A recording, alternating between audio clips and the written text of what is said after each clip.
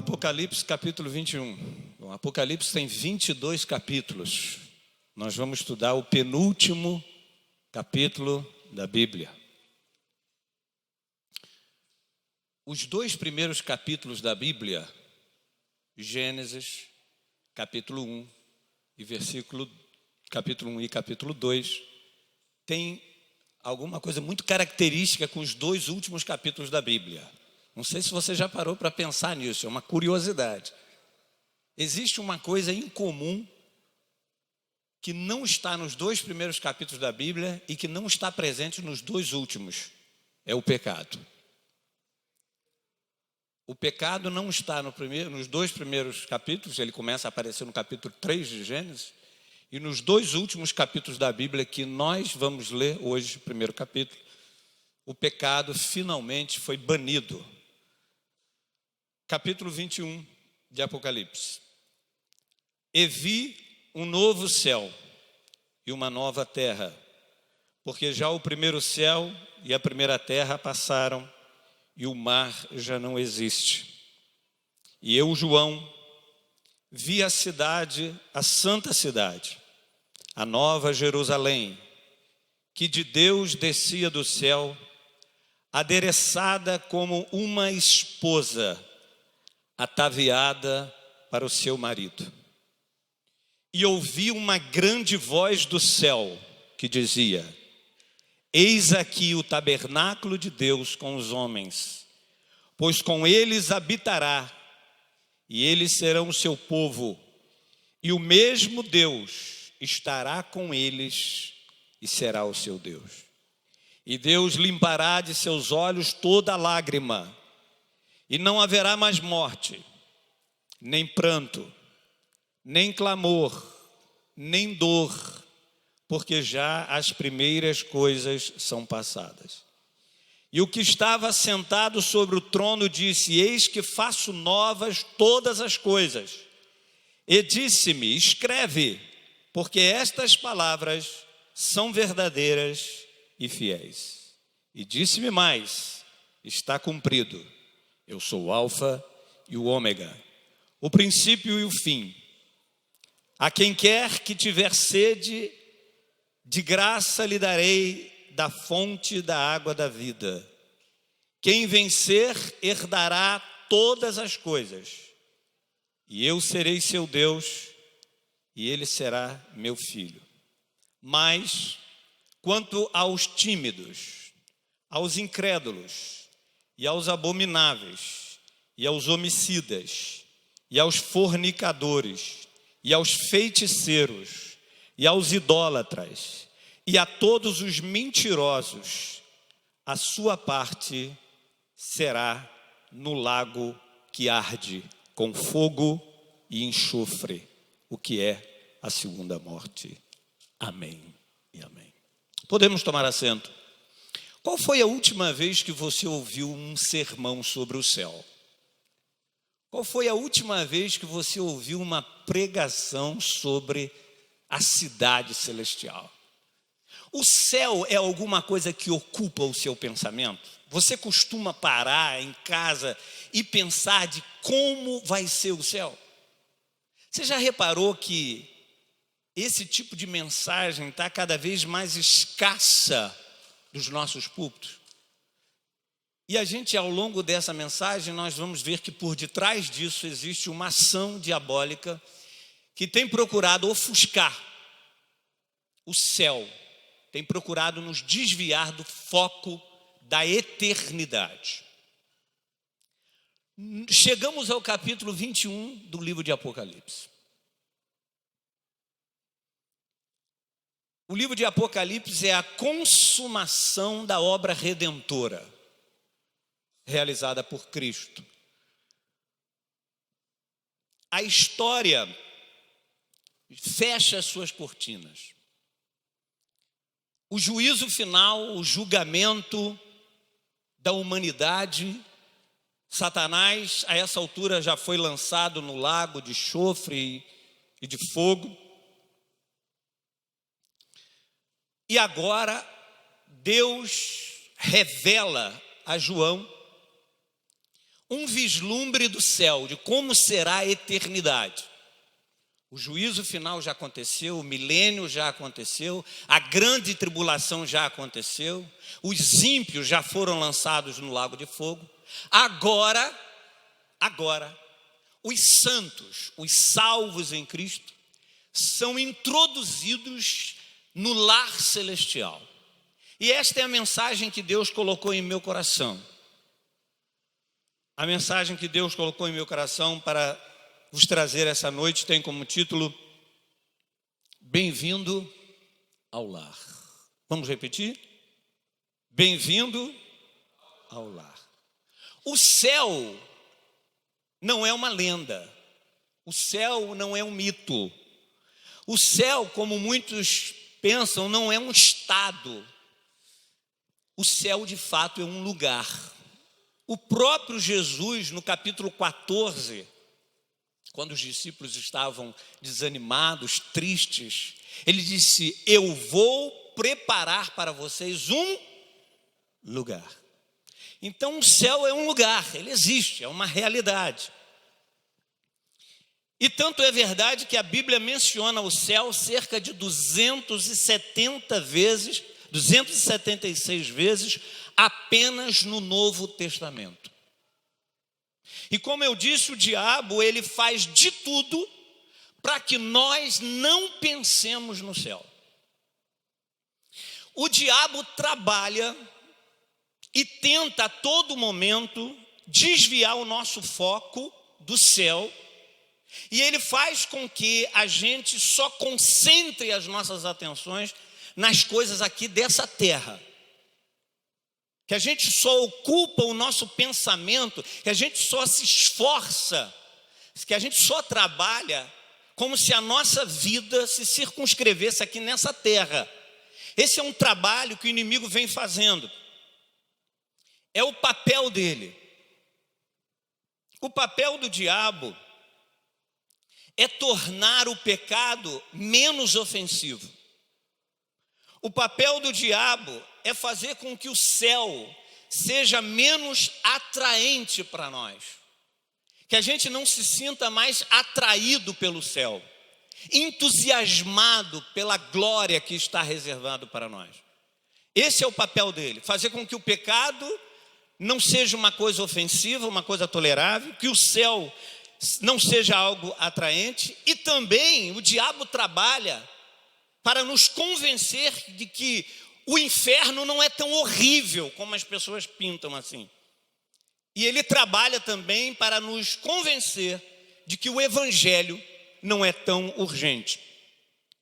E isso ele faz porque o diabo, ele sabe que pensar no céu, ocupar a nossa mente com a eternidade com Cristo, isso gera consolo. Pensar no céu, ocupar no céu, isso gera em nós esperança, gera fé. E há uma frase do príncipe dos pregadores, Charles Spurgeon, que eu acho sensacional. Spurgeon disse assim: quanto mais do céu existir em nossas vidas, menos da terra cobiçaremos. Quanto mais do céu existir nas nossas vidas, menos dos prazeres dessa terra nós vamos cobiçar. Por que nós cobiçamos muito os prazeres dessa terra?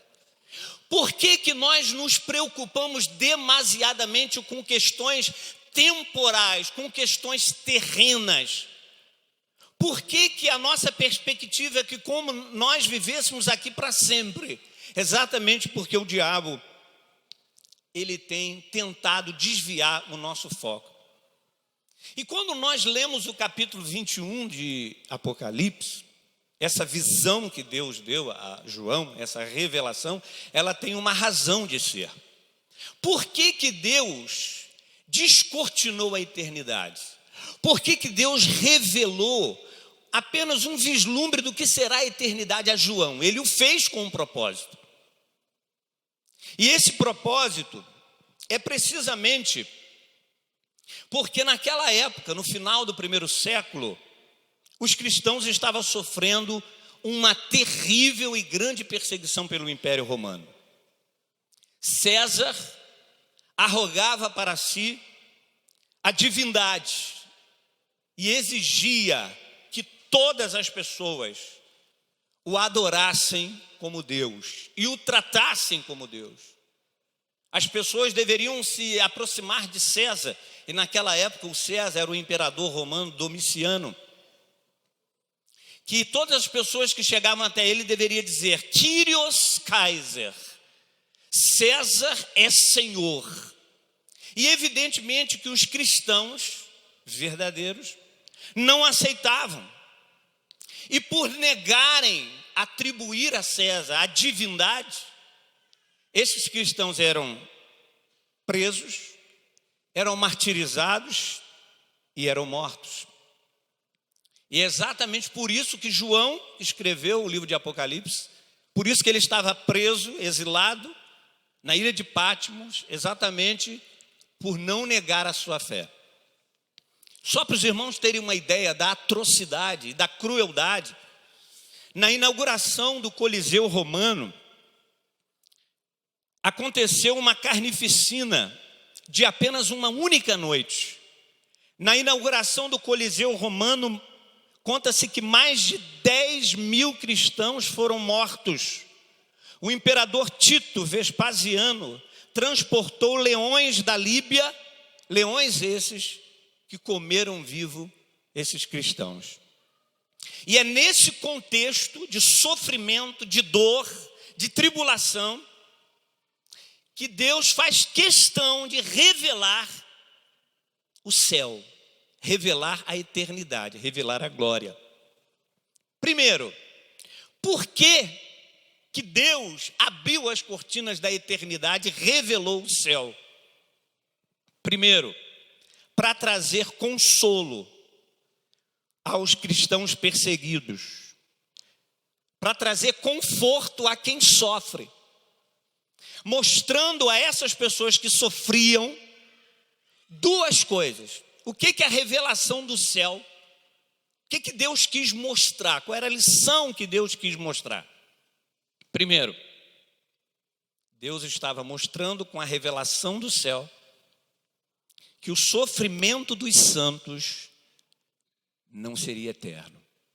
Esse sofrimento que vocês estão passando, essa dor que vocês estão sofrendo, um dia eu vou colocar um ponto final nesse sofrimento. Eu estou reservando um lugar de alegria, de paz e de prazer eterno. E sabe esse prazer que os ímpios estão passando em cruelmente matar vocês? Sabe esse prazer? Esse prazer também não é eterno. Há um juízo. A minha ira será derramada sobre eles. Então não pense que o sofrimento de vocês vai durar para sempre. Eu vou colocar um ponto final na sua dor e no seu sofrimento. Então o céu, a revelação do céu, ele serve para nos ensinar esta lição hoje também. Por pior que seja o que você esteja passando, por pior que seja o drama que você está vivendo, Deus vai colocar um ponto final no seu sofrimento. Ele não é eterno. Há um lugar reservado para mim e para você. Você crê nisso? E a segunda lição que a revelação do céu nos ensina, a segunda lição, a segunda verdade, o que Deus queria mostrar para os cristãos que estavam sendo perseguidos era o seguinte: olha, quem respira ódio é César. Quem investe contra vocês é César. E bem aparelhado. Quem tem sede de vingança são os homens. Mas quem está no controle da história, quem está no controle da sua vida não é César, sou eu. Eu sou um Deus soberano. E parece que os meus planos na sua vida, dada a fúria, a intensidade dessa perseguição, parece que o plano que eu planejei para vocês, parece que não vai se realizar, mas só parece, porque eu vou revelar ao meu servo João a glória celestial, que já está preparada para vocês. Então é essa revelação que Deus quer nos ensinar, de que Ele está no controle de todas as coisas. Pode um mundo conspirar contra você, pode o diabo arregimentar todo o inferno contra você, mas os planos e os propósitos de Deus nunca, jamais serão frustrados. João, vem cá, e eu vou te mostrar a glória, o lugar celestial. Eu vou te mostrar a noiva do Cordeiro, ataviada, preparada. Deus está no controle. Baseado nesse texto que nós lemos, eu queria compartilhar com vocês 4 verdades sobre o céu.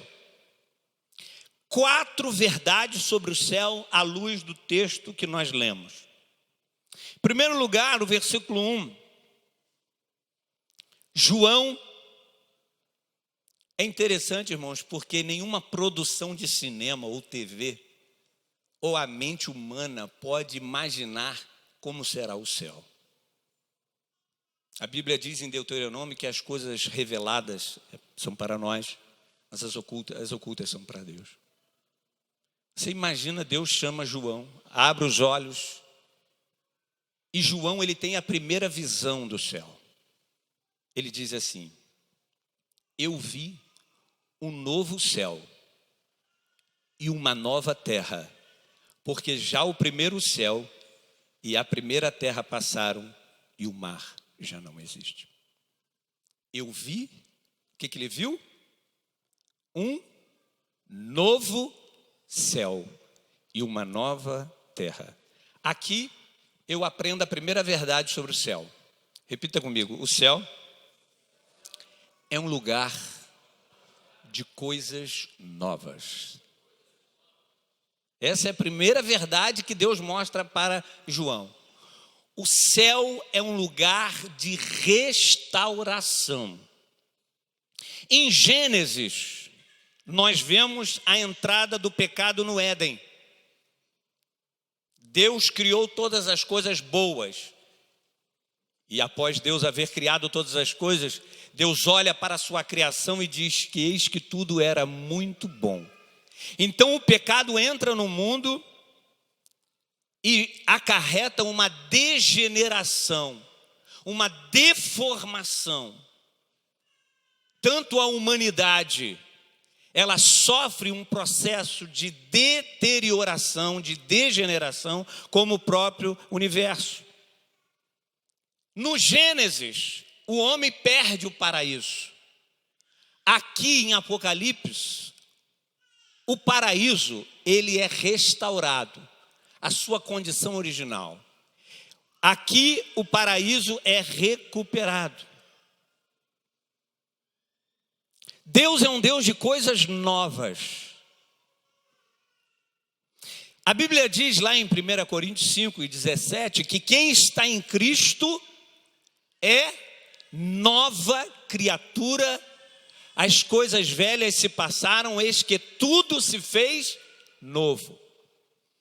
Quem recebe a Cristo como Senhor e Salvador, ele começa já nessa vida experimentar coisas novas, porque Deus não é um Deus de coisas velhas, Deus não é um Deus de coisas obsoletas, Deus não é um Deus de coisas ultrapassadas, Deus é um Deus de coisas novas. Por exemplo, nós estávamos mortos. Quando nós vemos para Cristo, nós recebemos uma nova vida. Nós estávamos condenados. Quando aceitamos a Cristo, nós recebemos uma nova posição, não de condenados, mas de justificados. Nós, antes de Cristo, éramos escravos do pecado. agora que nós encontramos a Cristo, nós recebemos uma nova condição. Agora você não é mais escravo do pecado. Agora você é filho de Deus. Quando nós aceitamos a Cristo, nós recebemos um novo destino. Nós estávamos indo para o inferno. Agora que nós recebemos a Cristo, nós estamos caminhando em direção à vida eterna. Porque quem está em Cristo, nova criatura é. Quantos podem dizer amém? E o pecado, irmãos, ele acarretou consequências não só para o homem, mas o pecado, ele acarretou também consequências para o universo. O pecado acarretou também consequências para o planeta.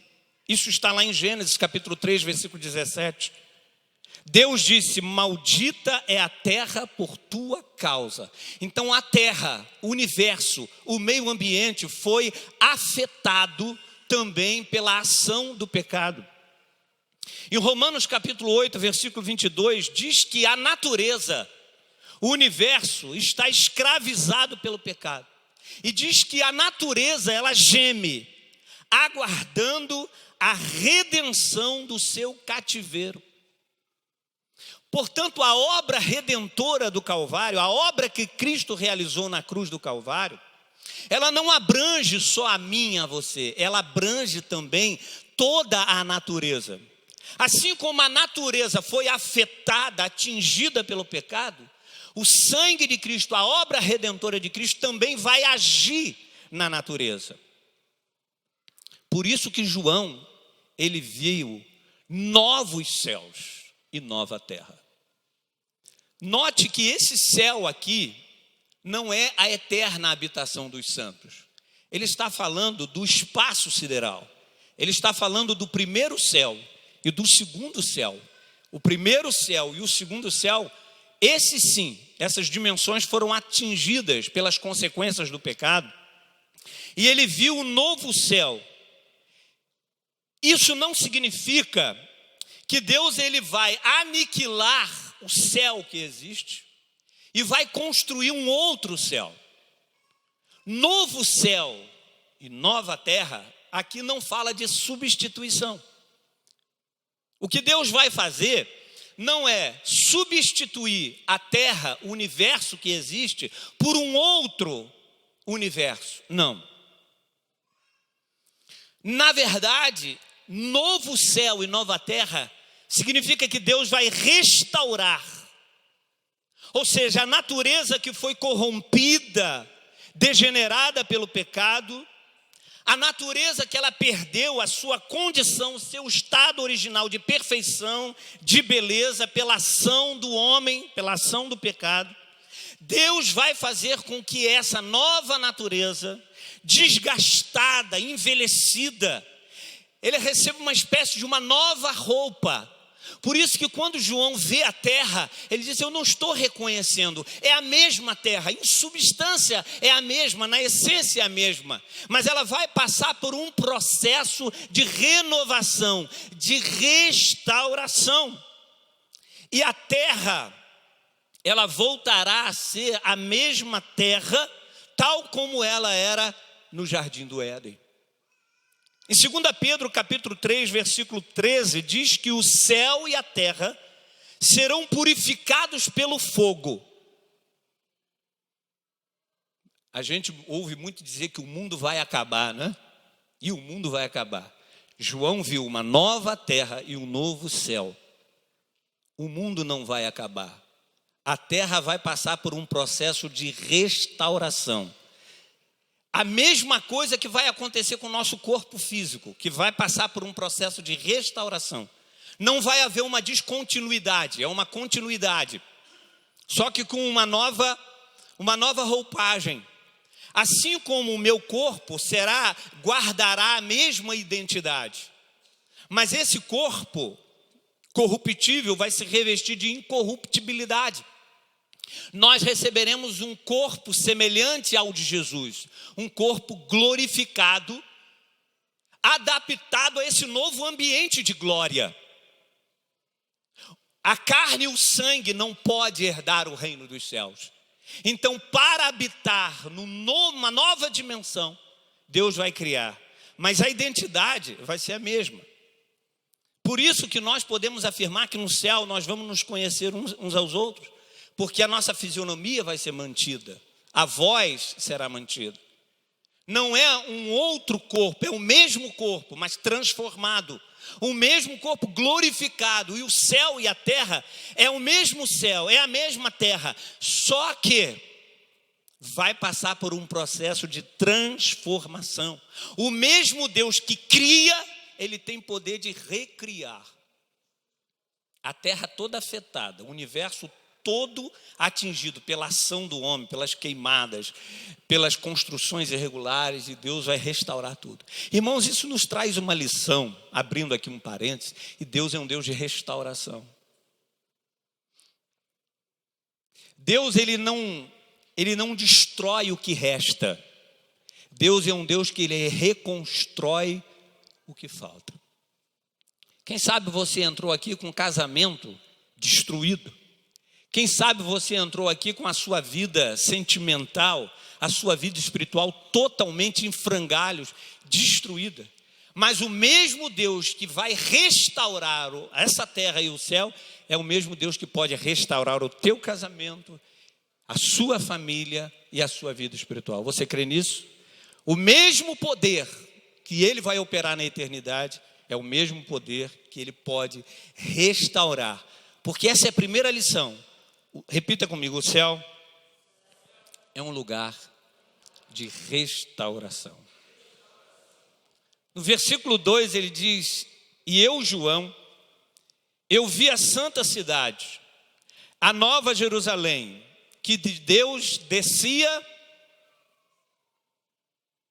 Ele teve a visão da Jerusalém celestial, e depois que a terra foi restaurada, ele viu a nova Jerusalém descer. Sabe o que significa isso?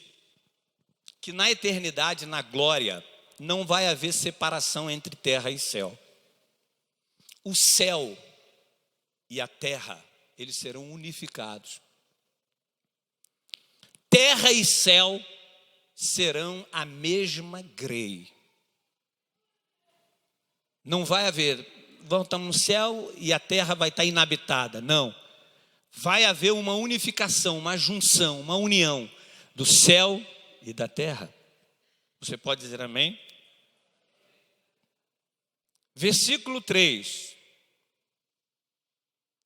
E ouvi uma grande voz do céu que dizia: eis aqui o tabernáculo de Deus com os homens, pois com eles habitará, e eles serão seu povo, e o mesmo Deus estará com eles. Presta atenção, isso aqui é forte demais.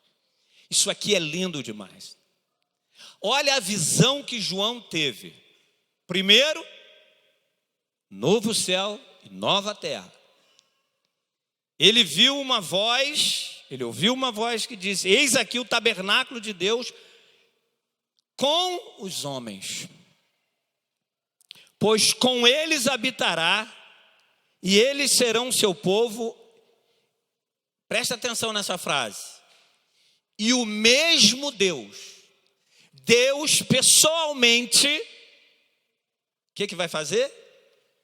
Estará com eles. Sabe qual é a segunda verdade que nós aprendemos sobre o céu? É que o céu será um lugar de comunhão plena e eterna. No Éden, o pecado interrompeu a nossa comunhão com Deus. Deus visitava o homem no Éden pessoalmente. O homem tinha um privilégio de receber a visita pessoal de Deus, mas o pecado quebrou essa comunhão. E Deus então já não mais se relacionava com o homem pessoalmente. Deus manifestou a sua presença primeiro através do tabernáculo, depois dos profetas, depois através do templo.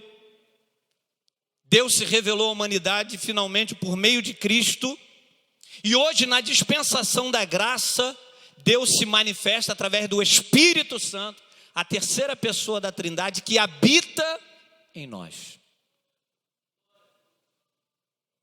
Na cruz, através de Cristo, essa comunhão rompida, ela foi restabelecida.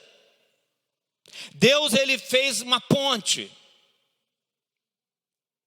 Nós hoje temos livre acesso a Deus e Deus habita em nós por meio do Espírito Santo. Só que essa presença de Deus em nós, ela não é completa, ela não é plena. Sabe por quê? Porque nós ainda não fomos salvos da presença do pecado.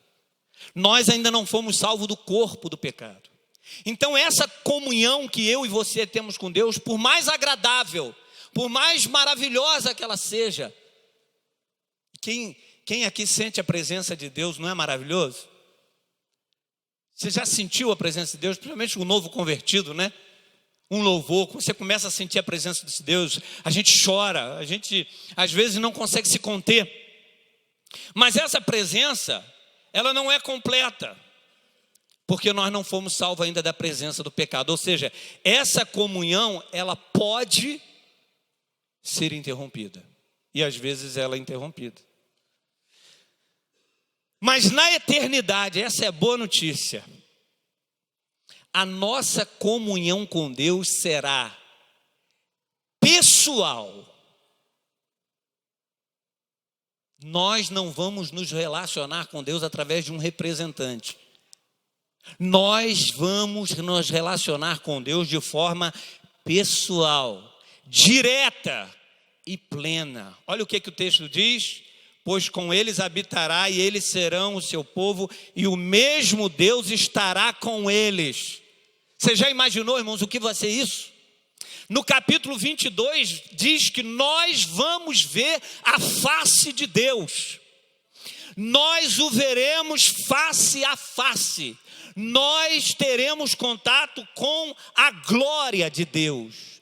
O próprio Deus estará com eles. Ou seja, no céu, eu não vou sentir a presença do Senhor, Daiana. No céu você não vai sentir a presença de Deus. No céu você vai andar com Deus. Você vai caminhar com Deus. Irmãos, por que hoje isso não é possível? Por que Deus ele não pode se revelar como ele vai revelar na eternidade? Por uma razão. Porque o nosso corpo mortal não é capaz de suportar. Nós não temos estrutura para suportar a glória de Deus. Vocês lembram de Moisés? Moisés um dia se pediu a Deus: Senhor, eu peço-te, mostre-me a tua glória. Sabe o que Deus respondeu a Moisés? Moisés, você não sabe o que você está pedindo. Você não pode ver a minha face, porque ninguém poderá me ver e continuar vivo. E Deus prosseguiu dizendo: há aqui um lugar perto de mim, onde você ficará em cima de uma rocha. Quando a minha glória passar, eu o cobrirei numa fenda da rocha e o cobrirei com a minha mão até que eu tenha acabado de passar. Então tirarei a minha mão e você verá as minhas costas, mas a minha face ninguém poderá ver. Mas na eternidade, o nosso corpo glorificado, nós vamos receber um corpo semelhante ao de Jesus. E esse corpo glorificado vai nos permitir contemplar a face de Deus. O céu não é céu, porque as ruas são de ouro. O céu não é céu, porque lá tem uma praça, e no meio da praça uma árvore, a árvore da vida. O céu não é céu porque esta praça ela é toda de ouro e porque há um rio do trono, da água da vida que desce do trono de Deus. O céu não é céu porque por causa das pérolas, das pedras preciosas de jaspe. O céu é céu porque Deus habitará e nós habitaremos com Ele no céu. A gente, quando pensa em céu, a gente só pensa nas ruas de ouro, né? Irmãos, isso é uma ideia muito pálida, muito tímida. A maior glória do céu, é o fato de lá nós termos comunhão plena, total e pessoal com o nosso Deus. Terceira verdade sobre o céu está no versículo 4. E Deus limpará de seus olhos toda lágrima, e não haverá mais morte, nem pranto, nem clamor, nem dor, porque já as primeiras coisas são passadas. O céu é um lugar de coisas novas. O céu é um lugar de comunhão plena, direta e total com Deus. Mas o céu também é um lugar de prazer sem igual. O céu é um lugar de alegria total e plena. Em Gênesis, nós temos o início do sofrimento. Por causa do pecado, o homem começa a experimentar o sofrimento.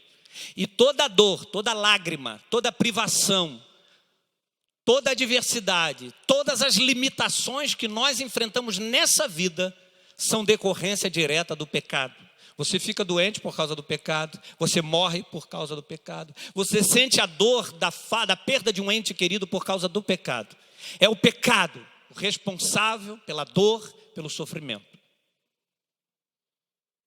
Mas em Apocalipse, no capítulo 21, se em Gênesis é o início do sofrimento, no capítulo 21 é o fim do sofrimento.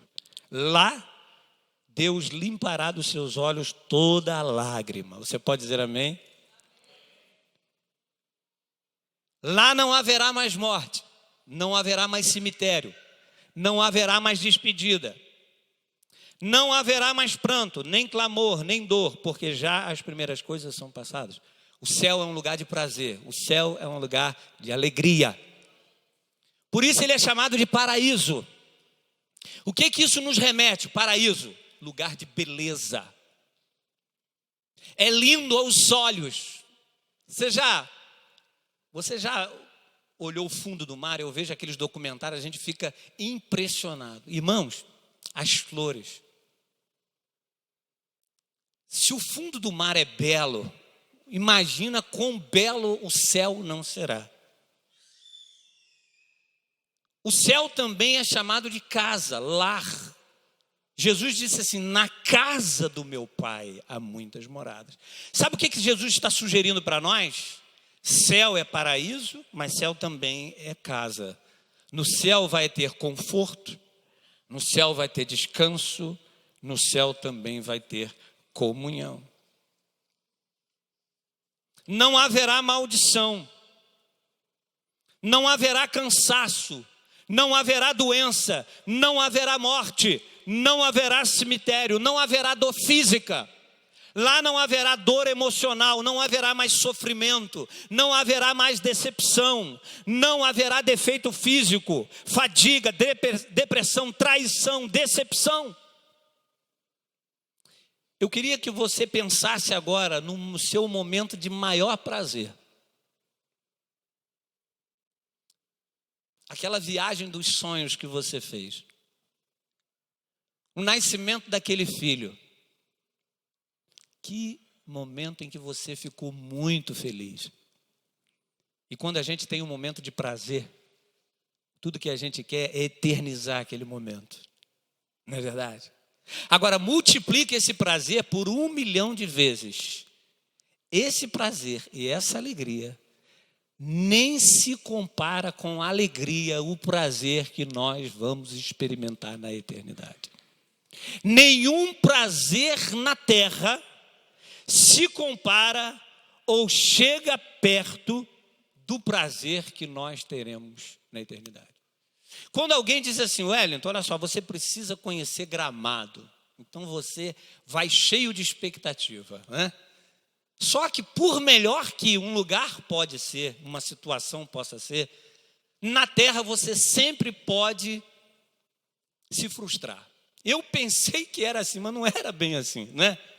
Aqui na terra, por melhor que seja um lugar, por mais lindo que seja um lugar, existe sempre uma chance da gente se frustrar, das nossas expectativas. Agora, no céu, você pode imaginar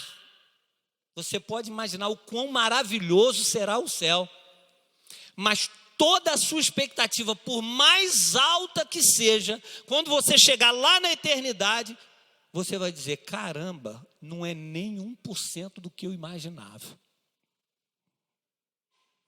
É um lugar sem comparação. E o gozo, a alegria que nós vamos ter lá no céu é eterna.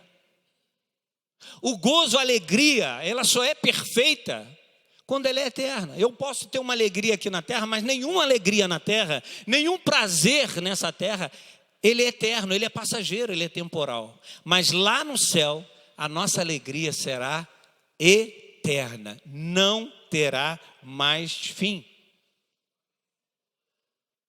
É um lugar de prazer, irmãos. Tem gente que acha, Marco Aurélio, que o céu é um lugar que a gente vai ficar lá nas nuvens, flutuando, tocando harpa. Não, irmãos. O céu não é uma rotina entediante, porque lá tudo é novo. Tudo é novo. Deus é um Deus de coisas novas. Tudo é novo. Então, cada dia você é novo. Porque eu faço novo. Tudo é bom e tudo é novo. Você vai sempre se surpreender no céu. Lá tudo é novo. Tudo é maravilhoso.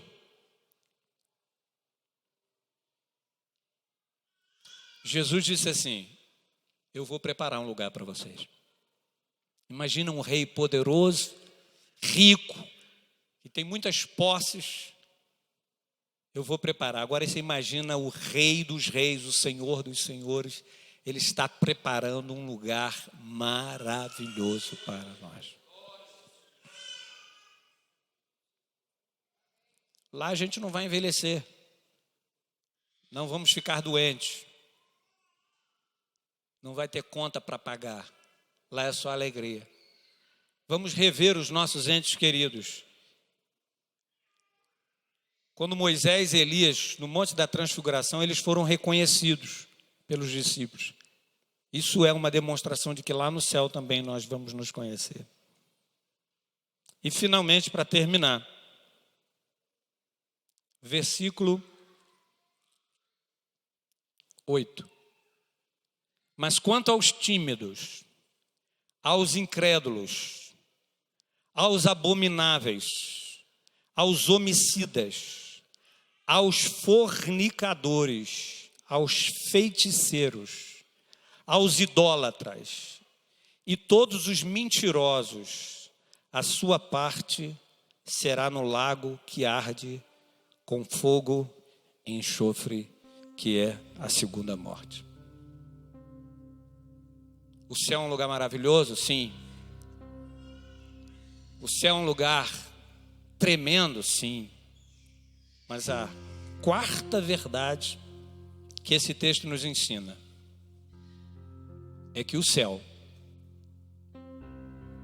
é um lugar preparado para pessoas preparadas. O céu não entra qualquer pessoa. Não tem essa história,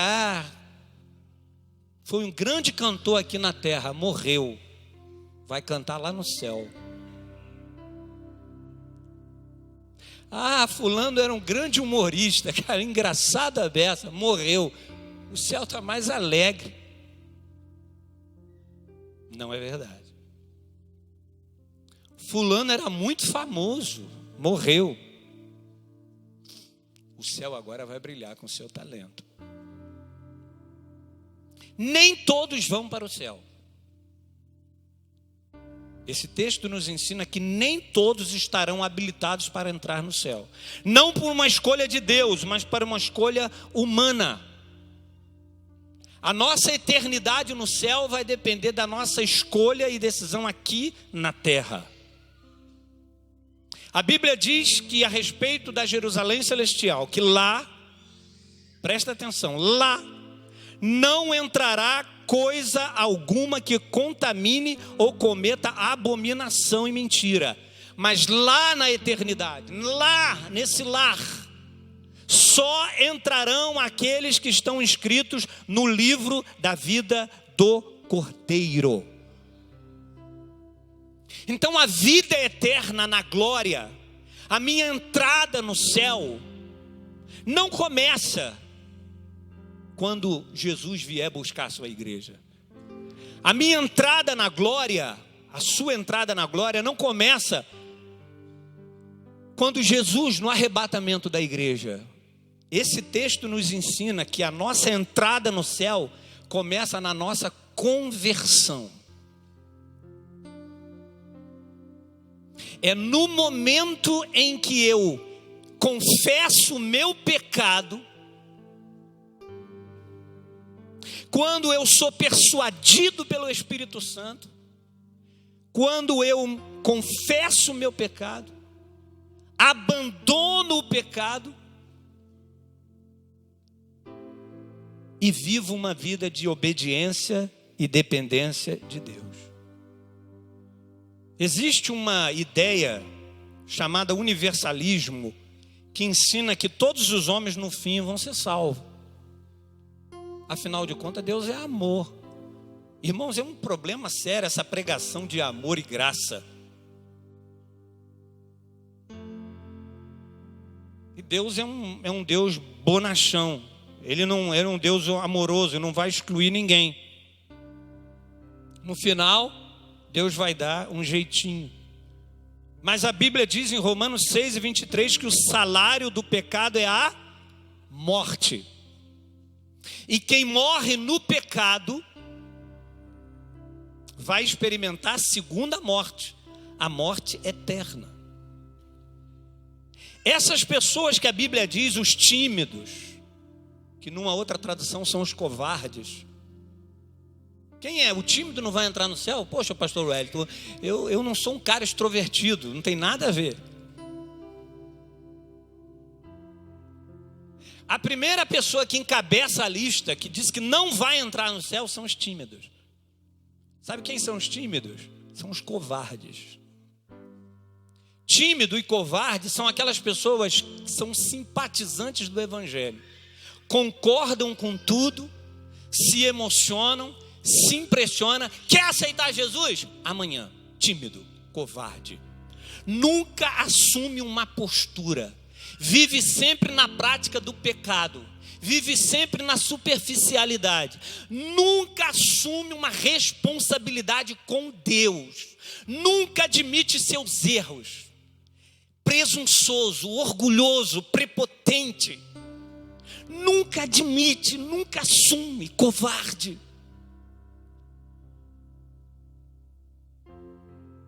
O céu é um lugar preparado para pessoas preparadas. Em 1 Coríntios, capítulo 2, versículo 9, Paulo diz assim: olho nenhum viu, ouvido nenhum ouviu, mente nenhuma imaginou o que Deus preparou para todo mundo. Amém? Não. Olho nenhum viu, ouvido nenhum ouviu, mente nenhuma imaginou o que Deus preparou para aqueles que o amam. O céu é um lugar reservado especialmente para quem ama a Cristo. Quem ama a Cristo? Só que você precisa passar no teste da Bíblia. Todo mundo diz que ama, mas você precisa passar pelo teste. De João 14. aquele que tem os meus mandamentos e obedece a eles, esse é o que me ama. No céu só entra quem ama. E só ama quem obedece. Só os regenerados, só os discípulos fiéis. E discípulo de Cristo não é quem admira a Cristo. Discípulo de Cristo é quem é liderado por Cristo. Discípulo de Cristo é aquele que faz aquilo que Cristo ordena. Discípulo de Cristo é aquele que ama o que Cristo ama e rejeita o que Cristo rejeita. O céu é um lugar preparado para verdadeiros discípulos de Cristo. O inferno é para gente que merece. O céu é para gente que não merece. Nós não iremos para o céu não é porque nós merecemos. O céu é um lugar de impuros, de pecadores, de fracos, mas é um lugar de impuros, pecadores, imorais, arrependidos. Agora, o inferno é um lugar de pessoas que vão para lá porque merecem. Isso fala da justiça de Deus, da ira de Deus. O céu fala da graça. Nós não merecemos. Mas Deus, pela sua graça, nos perdoou os nossos pecados. Ao passo que no inferno habitarão lá os religiosos, que se auto-vangloriam, mas nunca tiveram uma experiência com Cristo. A Bíblia fala que o reino dos céus será semelhante a um homem que estava andando num campo e de repente ele descobriu um grande tesouro. Um tesouro valiosíssimo. E quando ele descobriu aquele tesouro, sabe o que ele fez? Ele cavou, enterrou aquele grande tesouro, voltou e ele vendeu tudo que ele tinha. Ele abriu mão de tudo, renunciou tudo e foi lá e comprou aquele tesouro. Sabe o que isso nos ensina? Que nenhuma renúncia nesse mundo é pequena diante da glória que está reservada para nós. Será que vale a pena a gente continuar vivendo na contramão da vontade de Deus, irmãos? Será que vale a pena a gente viver no pecado, sabendo que o pecado nos impedirá de entrar no céu, como a Bíblia diz aqui? Nem os tímidos, os incrédulos, os abomináveis, os homicidas, os fornicadores, os feiticeiros, os idólatras, os mentirosos. Será que vale a pena continuar vivendo na mentira? Será que vale a pena a gente continuar vivendo na idolatria? E a idolatria não é só adorar uma imagem, mas tudo aquilo que usurpa o lugar de Deus. Tudo aquilo, irmãos, que merece mais a nossa atenção. Nós deveríamos nos sentir envergonhados de às vezes nos preocupar mais com a quantidade de par de sapatos que a gente tem, de às vezes lamentar porque a gente não tem aquele sapato que a gente gostaria, e a gente não faz nenhum investimento na eternidade, e a gente não se importa em nada com a eternidade, nada com a eternidade. Nenhum pecado vale a pena diante da eternidade. Um atleta campeão, ele se prepara desde os 2 anos de idade. Ele renuncia a muita coisa, ele soa, ele se esforça, ele luta. Às vezes para uma competição que vai durar, Djalma, segundos. E para receber, Osmar, uma medalha. Mas ele se prepara desde novo. Eu queria perguntar a você o seguinte: o que Deus tem reservado para você na eternidade. E às vezes a gente, porque fulano não olhou para a gente, olhou atravessado para a gente, eu vou sair da igreja, eu vou abandonar a fé, eu vou largar Jesus. Nós deveríamos nos sentir envergonhados disso. Nesta noite, eu quero convidar você para fazer uma reflexão. O que você tem feito? Será que nós estamos almejando o céu? Será que nós estamos ocupando a nossa mente com o céu? No livro de Colossenses, no capítulo 3, diz: portanto, se já ressuscitaste com Cristo, buscai as coisas que são de cima, onde Cristo está à destra de Deus. Pensai nas coisas que são de cima e não nas que são da terra. Nós não temos aqui cidade permanente, mas aguardamos a nossa cidade futura nos céus. Você é peregrino nessa terra, eu sou peregrino nessa terra. Eu estou aqui de passagem. Quem está aqui de passagem? O nosso lar está na glória. E por que nós investimos e tanto nessa vida, como se a gente fosse viver aqui para sempre, e a gente se esquece de que o lar nosso é a eternidade. Como vai ser triste, muitos naquele dia serão surpreendidos, mas muitos de nós seremos agraciados pela voz do Mestre Jesus, que vai dizer: vinde benditos do meu Pai, possui por herança o reino que está reservado desde a eternidade. Curve a sua cabeça em nome de Jesus.